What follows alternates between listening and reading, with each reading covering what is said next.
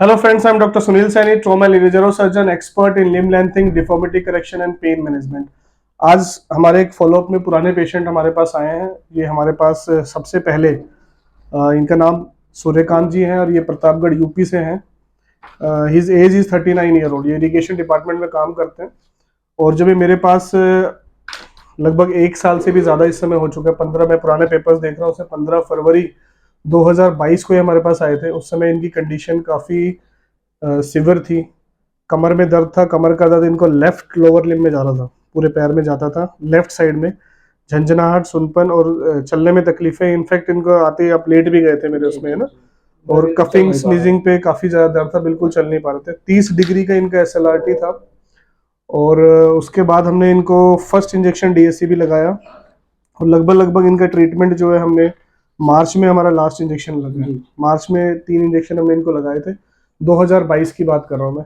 तो आज ही हमारे पास फॉलोअप में आया है, इनसे जानते हैं इस समय क्या स्टेटस है, पहले क्या कंडीशन थी और आज की क्या कंडीशन है, क्या अपना सारा काम कर पा रहे हैं पहले वाली जो कंडीशन से आज के मुकाबले, क्योंकि आज इनको एक साल से ज़्यादा हमारे पास फॉलोअप में हो चुका है। तो ये जानना बड़ा ज़रूरी होता है। बहुत पेशेंट ने बोलते हैं क्या ये परमानेंटली क्योर करेगा, तो ये उन पेशेंटों के क्वेश्चंस का आंसर ही है विद प्रूफ कि ये परमानेंटली यंग पेशेंट्स के अंदर डिस्क की समस्याओं को बिल्कुल ठीक कर देता है, बशर्ते आप बाकी चीज़ों को ज़रूर करो। जैसे मैं हमेशा बोलता हूँ कि आपको लॉन्ग टर्म में एक ही चीज़ करनी है, ना डॉक्टर की दवाई चाहिए, ना आपको मेरा इंजेक्शन चाहिए, ना आपको और कुछ करना। आप फिजियोथेरेपी, रिहेबिलिटेशन, लाइफस्टाइल मॉडिफिकेशन को कंटिन्यू करिए, आप बिल्कुल फिट रहोगे। जी सर, सूर्यकांत जी, तो आप बताइए कब, आप सबसे पहले कब आए, तो क्या प्रॉब्लम आपको थी? फरवरी 2022 में जब मैं आया था तो मैं बिल्कुल खड़ा नहीं हो पा रहा था और ज़्यादा से ज़्यादा 10 या 15 सेकंड ही खड़ा हो पाता था, उसके बाद मैं लेट जाता था। लेकिन एक जब पहला DSC भी लिया, उसके बाद भी इम्प्रूवमेंट होना शुरू किया, फिर दूसरा लिया, दूसरे में ही पूरा पूरा ये समझ लीजिए कि नियर अबाउट 80 टू 85% क्योर हो गए। 20 दिन के बाद हमने दूसरा 20 दिन के लगाया। बाद जी। उसके बाद फिर एक इंजेक्शन बाद में एक महीने बाद मैंने एक लगाया। महीने बाद में लगा हुआ है। तो उसके बाद से अभी अब एक साल से ज़्यादा समय हो गया है और मैं पूरी तरह से फिट हूँ। अभी आप अपनी रोजमर्रा की सारी एक्टिविटीज कर पा रहे हो? एक्टिविटीज हम कर रहे हैं, जिस तरह से करते थे वैसे ही कर रहे हैं। तो आपने अपने वहाँ प्रतापगढ़ में पहले दिखाया होगा शुरू में, तो क्या वहाँ पे कुछ क्या इंटरवेंशन के लिए बोला गया था, वो सर्जरी के लिए? प्रतापगढ़ से नजदीक हमारा इलाहाबाद पड़ता है, वहाँ पर मेडिकल कॉलेज है, वहाँ पर दिखाए थे। बट ये कि वहाँ पर जो भी दवाई दिए कोई फायदा नहीं हुआ था। कोई सर्जरी की एडवाइस भी आपको मिली है? सर्जरी की एडवाइस उन्होंने किया था कि आपको सर्जरी करवानी पड़ेगी। तो इनको MRI के अंदर 3 जगह पे डिस्क प्रोलैप्स था, L2, L3, L4, और जो सिग्निफिकेंट जो था वो था इनका L5, S1 डिस्क प्रोलैप्स था। अभी आप बता रहे थे कि जैसे आप हफ्ते में 2 बार बाइक आपको जाना पड़ता है काम की वजह से, तो आप 50-60 किलोमीटर बाइक भी चला लेते हो? 50-60 तरफ मतलब एक तरफ पड़ता है, एक तरफ पड़ता है, 100 किलोमीटर बाइक भी आप चला पाते हो? 100 से 125 किलोमीटर। कैसा होता है सुबह से शाम तक काम करके आता, बिल्कुल थक जाते हो कि बहुत ज्यादा कमर में दर्द? थकाई थोड़ा सा लगती है, वो एक अलग उस तरह से जिस तरह से था उस हिसाब से तो ये समझ लीजिए कि बहुत ज्यादा इम्प्रूवमेंट है। पहले बिल्कुल भी नहीं चल पा रहे थे और इस समय अपनी सारी एक्टिविटी, और एक साल हो चुके इंजेक्शन को लगे हुए।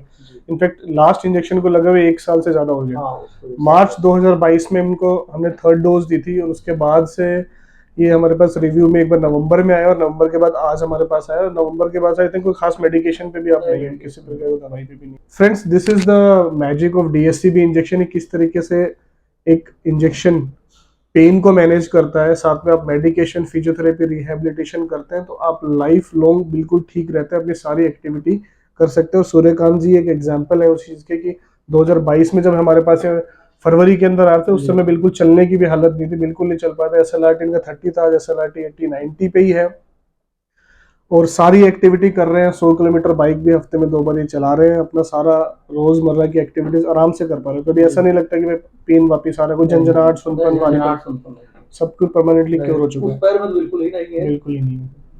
तो 3 डिस्क की समस्या होने के बावजूद भी कंप्लीट तरीके से क्योर हो चुके हैं।